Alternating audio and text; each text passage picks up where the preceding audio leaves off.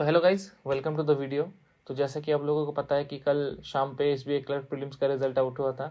तो पहले तो जिन लोगों ने भी क्लियर किया है एग्ज़ाम, मेरे तरफ से उन लोगों को बहुत सारा कॉन्ग्रेचुलेशंस, क्योंकि अब उन लोगों को एकदम लास्ट फेज में प्रिपरेशन को लेके जाना पड़ेगा, बूस्ट करना पड़ेगा, क्योंकि सिर्फ 10 या 12 दिन रह गए मेंस एग्ज़ाम के लिए। आपको पता है कि अप्रैल का 10 और 12 को मेंस एग्ज़ाम है एसबीआई क्लर्क का। तो इस वीडियो में मैं बेसिकली लास्ट 10 या 12 दिन का जो भी कुछ बचा है उसका एक फुल स्ट्रैटेजी मैं लेके आया हूँ। स्ट्रैटेजी मतलब ये वीडियो सिर्फ उसी के लिए है जो लोग पहले से प्रिपेयर कर रहे थे और इस एग्ज़ाम को लेके सीरियस थे। ये वीडियो उन लोगों के लिए नहीं है जो लोग अभी जस्ट मतलब चलो प्रीलिम्स क्लियर हो गया, आप देखते हैं मेंस, ऐसा कोई नहीं है। जो लोग पहले से सीरियस थे मेंस को लेके या फिर एग्ज़ाम को लेके, उसी के लिए ये वीडियो है। तो उन लोग वीडियो प्लीज़ देखिए और मेरे कंप्यूटर स्क्रीन पे चलते हैं कुछ देर बाद, और वहाँ पे एक पूरा डिटेल्ड पीडीएफ मैंने सेट किया है आप लोगों के लिए। सोर्सेज कहाँ से क्या करना है, दिन में कितना टाइम किस सब्जेक्ट को देना है, सब कुछ डिटेल में लिखा हुआ है। और मैं गारंटी लेता हूँ कि अगर आप लोग ये पूरा पीडीएफ मतलब ये स्ट्रेटेजी पूरा फॉलो करते हैं, सिलेक्शन हो ना हो ये बात का बात है, लेकिन at the end of the exam आपको ये रिग्रेट कभी भी नहीं होगा कि काश मैं थोड़ा और पढ़ लेता तो एग्ज़ाम क्लियर हो जाता। ये रिग्रेट आपको नहीं होगा, मैं गारंटी लेता हूँ। तो चलिए मेरे कंप्यूटर स्क्रीन पर देखते हैं वो strategy. So okay guys, this is the PDF you can see. तो आपका मेंस एग्ज़ाम का डेट 10 और 12 अप्रैल को है। तो इसके बाद पूरा वीडियो के मेन टॉपिक पे आ जाता है बिना कोई टाइम वेस्ट करके। तो पहला सब्जेक्ट है आपका क्वांटिटेटिव एप्टीट्यूड, जो आपको मेंस में देना पड़ेगा। तो इसके सोर्सेज या फिर इसके रूटीन के लिए मैं कुछ पॉइंट्स यहाँ पे लिखा हुआ देख सकते हैं कि डेली आपको 2 फुल लेंथ मॉक टेस्ट, और ये हर सब्जेक्ट के लिए आपका फुल लेंथ मॉक टेस्ट पे क्वांट्स भी कवर होगा, रीजनिंग भी कवर होगा, इंग्लिश भी कवर हो जाएगा और करंट अफेयर्स भी कवर हो जाएगा। तो ये पॉइंट मेरे सारे पे है, मतलब क्वांट्स के सोर्सेज पे भी है, रीजनिंग के सोर्सेज पे भी है, इंग्लिश के भी है, सब के है।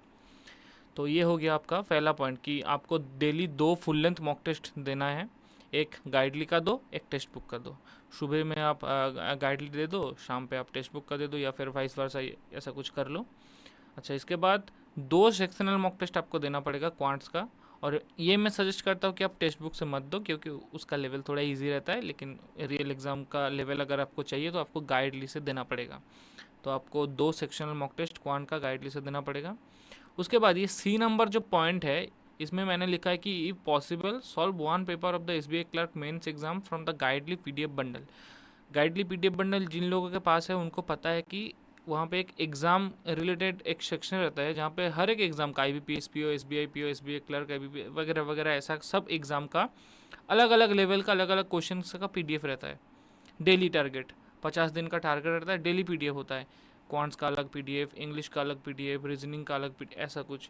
तो अगर सॉल्व हो सके, अगर आप लोगों के पास नहीं है तो कोई दिक्कत नहीं है, बाकी पॉइंट्स कर लो, चल जाएगा। लेकिन जिन लोगों के पास है, मैं सजेस्ट करूँगा कि अगर पॉसिबल हो, अगर अच्छा लगे, दिन में कुछ भी टाइम बच जाए, तो एक पेपर क्वांट्स का, रीजनिंग का, ये सब रीजनिंग पे मैं जब आऊँगा तो मैं बताऊँगा, एक पेपर सॉल्व कर लो।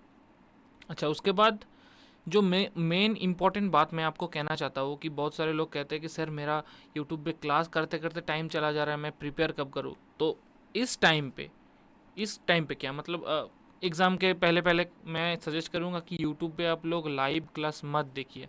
मैंने इधर लिख भी दिया है कि not live, please don't watch the live classes, because live classes में आप 2 घंटे 2.5 घंटे बैठे रहोगे, आपका बहुत टाइम वेस्ट होता है।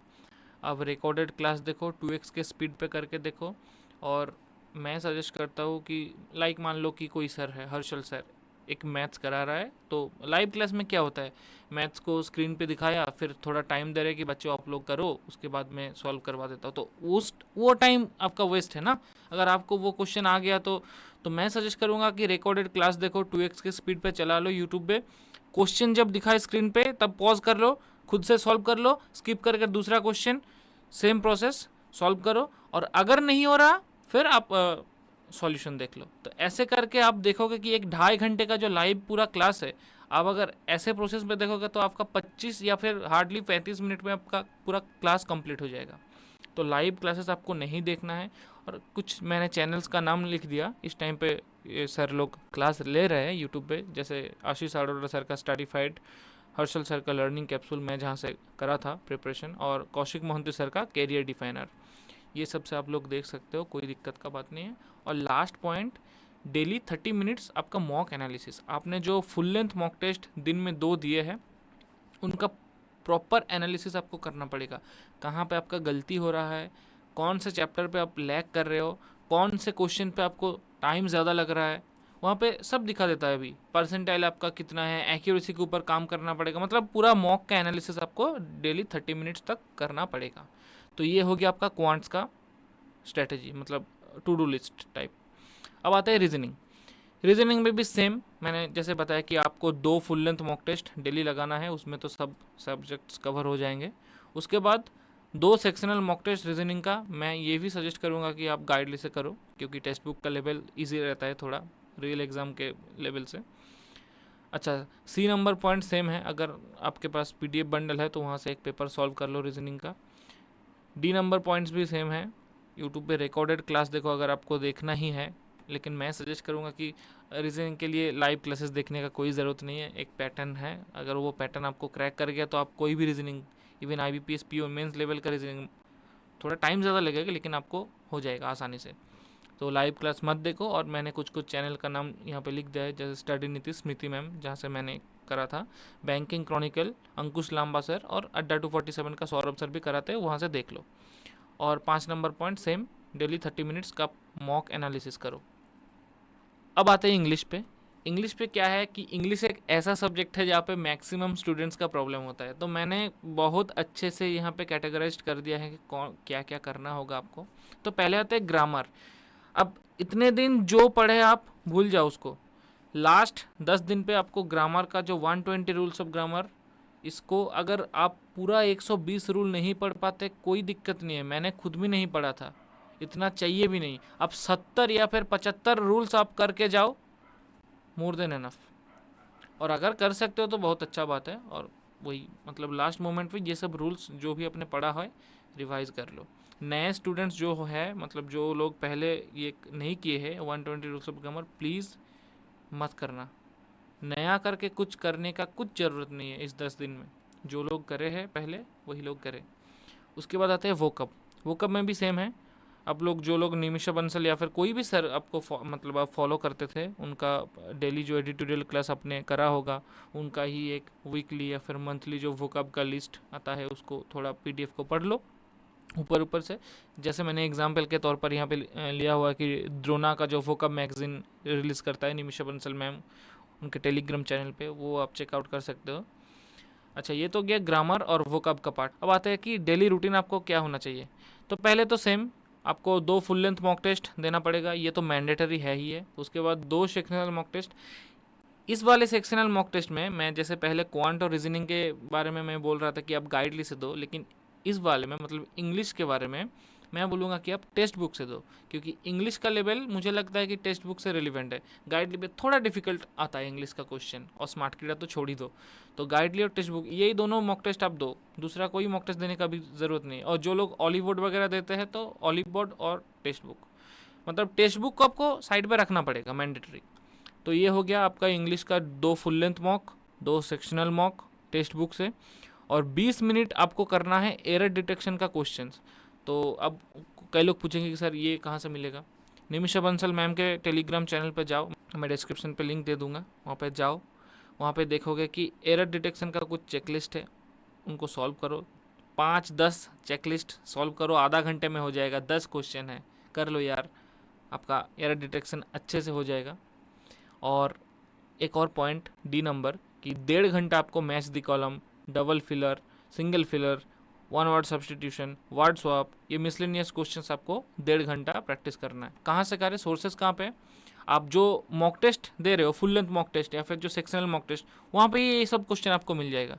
अगर उसके बाहर आप करना चाहते हैं, यूट्यूब पे जाओ, सर्च करो match the column questions, double filler questions, 1 word substitution questions, आपको ढेरों मिल जाएगा, कर लो वहाँ से। और लास्ट में तो सब same, daily 30 minutes mock analysis. तो ये हो गया आपका क्वांट, रीजनिंग और इंग्लिश का। अब आते हैं, अच्छा यहाँ पे थोड़ा नोट टाइप का मैंने लिखा हुआ है यहाँ पे, क्योंकि ये अक्सर कई बच्चे गलती करते हैं। नोट 1 मैंने लिखा हुआ कि try to remember the vocab, synonym, antonym answers from the mock test. आप जो full length mock test daily दे रहे हो गाइडली से या फिर टेक्स्ट बुक से, वहाँ पे इंग्लिश का जो सिनोनिम वाला क्वेश्चन, एंटोनिम वाला क्वेश्चन, कुछ नया वोकअप वाला क्वेश्चन, ट्राई करो। मैं नहीं बोल रहा कि आपको करना ही पड़ेगा, लेकिन एटलीस्ट ट्राई करो कि वो क्वेश्चन आपको रटा हुआ हो आंसर्स। और note to, do not take any risk of guessing any questions during examination. English और करंट अफेयर्स ये एक ऐसा सब्जेक्ट है भाई, प्लीज़ गेस मत करो कि चलो ये हो सकता है, ऐसा लग रहा है, ऐसा हो भी सकता है, ये सब मत करो भाई, पूरा पेपर डूब जाएगा। मैं अपना खुद एक्सपीरियंस बता रहा हूँ, मैंने ये गलती किया था SBI क्लर्क मेंस 2023 में, और मेरा सिलेक्शन नहीं हुआ था 6 नंबर के लिए, सिर्फ इंग्लिश के लिए। मैंने भी गेस किया था। ये गेसिंग वेसिंग कुछ नहीं चलता एग्ज़ाम पे, नहीं आ रहा छोड़ दो। अच्छा, ये हो गया। और अब आता है करंट अफेयर्स। तो करंट अफेयर्स में कुछ ज़्यादा पॉइंट है, डिस्कस करते हैं। तो पहला तो सेम, आपको 2 फुल लेंथ मॉक टेस्ट देना पड़ेगा, उसमें करंट अफेयर्स कवर हो जाएगा। सेक्शनल मॉक टेस्ट आप करंट अफेयर्स का दो, टेक्स्ट बुक से, गाइडली से मत दो, बहुत डिफिकल्ट लेवल का क्वेश्चन आएगा, आपका मतलब मोटिवेशन पूरा ख़राब हो जाएगा। डेली 2 सेक्शनल मॉक टेस्ट आप करंट अफेयर्स का टेक्स्ट बुक से दे दिया, 2 काम हो गया आपका। अच्छा, इसके बाद मैंने लिखा है कि do not read any new topics और न्यू मंथ।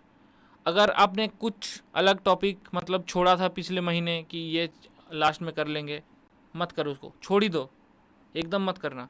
और नया महीना आपको नहीं करना है। मान के चलो कि कोई बच्चा दिसंबर जनवरी फरवरी किया है, या फिर चलो जनवरी फरवरी मार्च किया है, दिसंबर नहीं करना। जो किया वही को रिपीट करो, बार बार वही को रिपीट करो। आप लोग जिस भी सोर्सेज से पढ़े होंगे, अफेयर्स क्लाउड हो सकता है, गौरव गर्ग सर का PDF सीरीज हो सकता है, स्मार्ट कीड़ा मॉक ड्रिल हो सकता है, अड्डा 247 हो सकता है, जहाँ से भी आपने पढ़ा हुआ हो उसको रिवाइज करो। अच्छा, तो आपके अवेयरनेस के लिए मैं बोल दूँ कि एटलीस्ट कितना महीने का आपको करके जाना पड़ेगा। तो देखो, वैसे तो 6 महीना का करो तो बहुत अच्छा होता है, लेकिन मैंने तो खुद नहीं किया था, तो आपको क्या ही बोलूँ। तो मैं 4 महीने का करके गया था। तो मान लो आपका अप्रैल का फर्स्ट वीक पे एग्ज़ाम है 10 या 12 तारीख को, तो आपको दिसंबर जनवरी फरवरी मार्च, ये 4 महीने तो आपको करके ही जाना है, मस्ट करके जाना है। और अब ऐसा कुछ बच्चे होते हैं कि सर मैंने तो पहले से नहीं किया था और मैं एग्ज़ाम को लेके सीरियस हूँ सर, मैं अब क्या करूँ।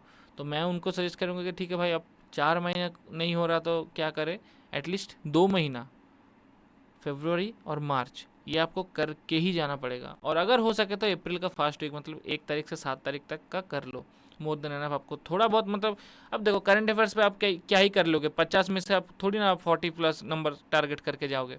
50 में से भाई आपको 20-15 इतना मिल जाएगा तो भाई बहुत बढ़िया। तो करंट अफेयर्स के लिए यही है। और जी नंबर पॉइंट में मैंने लिखा कि if you are reading banking awareness since starting, मतलब कुछ लोग है तो होता है ना कि सर बैंकिंग अवेयरनेस पे कितना क्वेश्चन आएगा। तो ऑनेस्टली बोलूँ तो बैंकिंग अवेयरनेस का जो वेटेज है 5-7, या फिर अगर मैक्सिमम हो जाए तो 10 क्वेश्चन आएगा। आपको 10 तो नहीं आता, मैक्सिमम आपका करंट अफेयर से ही आ जाता है। तो बैंकिंग अवेयरनेस का क्वेश्चन थोड़ा बहुत आता है। जिनको लगता है कि बैंकिंग अवेयरनेस मैंने मतलब पढ़ रखा है थोड़ा बहुत, वो लोग रिवाइज करो। जो लोग पहले से नहीं पढ़े थे, मत करो भाई, लास्ट मोमेंट पे 10 दिन पे मत करो बैंकिंग अवेयरनेस, छोड़ दो, पूरा स्किप कर दो। तो वही मैंने लिखा है कि if you are reading banking awareness in starting then please revise it, otherwise please do not read banking awareness in the last moment.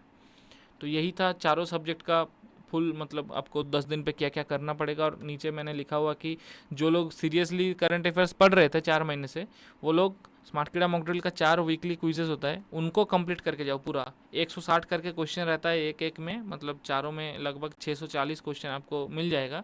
वो जितना हो सके आपको, ऐसा नहीं कि 160 का 160 को आपको करके जाना पड़ेगा, जितना याद हो रहा है करके जाओ।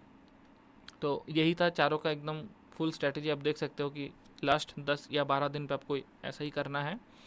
और लास्ट में मैंने लिखा है कि in mock test focus on accuracy not on attempt. Mock test जब आप घर पे बैठ के दे रहे हो, फोकस करो एक्यूरेसी के ऊपर, ट्राई करो कि 95 के ऊपर आपका एक्यूरेसी बना रहे, और 100 हो तो बहुत अच्छा बात है। तो यही था ये वीडियो, लग जाओ काम पे, SBI क्लर्क मेंस को फोड़ना है। तो thank you guys for watching this video, और मिलते हैं नेक्स्ट वीडियो पे। तब तक के लिए do subscribe the channel. Thank you.